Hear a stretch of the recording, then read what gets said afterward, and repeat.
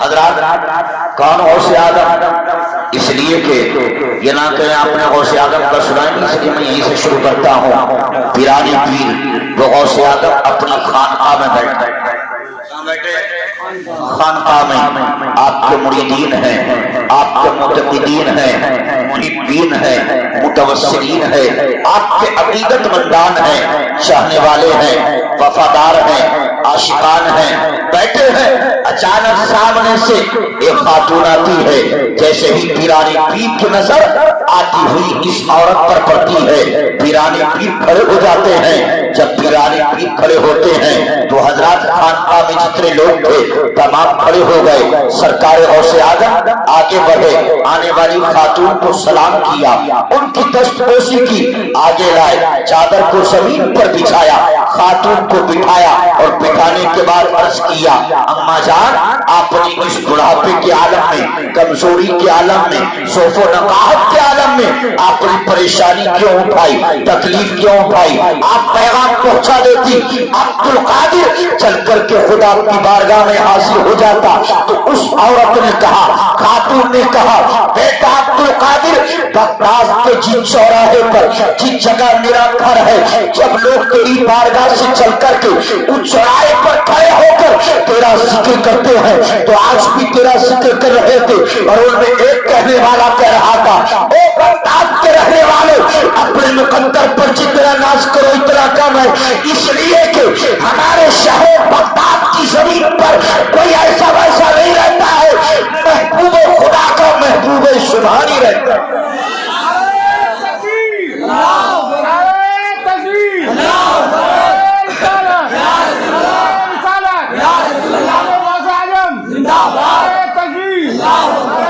حضرات اس لیے کہ میں بچپن سناؤں، بچپن لے کر کے چلوں تو بڑا وقت لگے گا۔ حضرات مجھے علامہ قاری غلام محمد کے 1 گھنٹے کو بھی پورا کرنا ہے اور اسی میں سنانا بھی ہے۔ آج کے دیکھیے کون پیرانی پیر بڑے پیر روشن زمین دستگیر ہے، کیا کہا خاتون نے، عبدالقادر لوگ تمہاری بارگاہ سے جاتے ہیں، اسی بغداد کے چوراہے پر کھڑے ہو کر کے کوئی کہتا ہے بغداد والے ہم اپنے مقدر پر جتنا ناز کرے کم ہے کہ ہمارے شہر بغداد میں ایک ایسا عبدالقادر رہتا ہے کہ اس کے پاس جو اپنی جس تمنا کو لے کر جاتا ہے، اگر وہ دعا کرتے ہیں اللہ ان کی دعا کو قبول کرتا ہے، تمنا پوری ہوتی ہے، خواہش پوری ہوتی ہے، دعا پوری ہوتی ہے۔ بیٹا عبدالقادر میں نے گھر میں ذکر سنا تو میں بھی ایک تمنا کو لے کر کے آ گئی ہوں۔ غوث اعظم نے فرمایا، اما آپ کو تمنا کیا ہے، پیش کرو تمہاری خواہش کیا ہے؟ تو اس خاتون نے کہا تھا، بیٹا عبدالقادر جب تم چھوٹے سے تھے اور میں تمہیں دودھ پلایا کرتی تھی، بیٹا عبدالقادر میں نے کبھی بغیر وضو کے تمہیں دودھ نہیں پلایا، کبھی اجالے اور روشنی میں بیٹھ کر دودھ نہیں پلایا۔ جب تم دودھ پینے کا ارادہ کرتے اور میں پلانے کے لیے تیار ہوتی تو اس سے پہلے میں وضو کیا کرتی تھی، اور وضو کرنے کے بعد تمہیں اپنی گود میں لے کر کے اندھیرے میں چلی جاتی اور وہاں بیٹھ کر عبدالقادر میں تمہیں دودھ پلاتی جاتی تھی، قرآن پڑھتی جاتی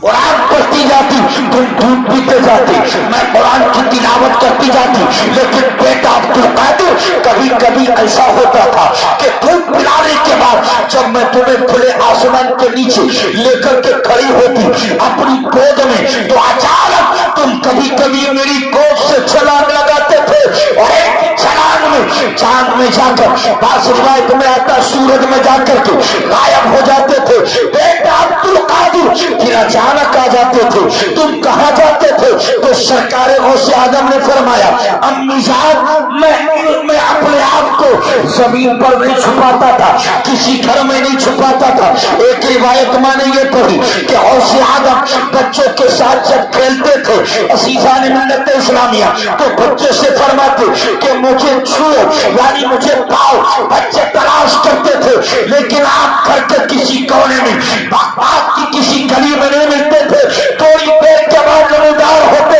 معلوم کیا جاتا تو غوث اعظم فرماتے، اے بغداد کے بچے تم اگر چھپتے ہو تو بغداد کے گھروں میں چھپتے ہو، بغداد کی سڑکوں پر چھپتے ہو، لیکن عبدالقادر جب چھپتا ہے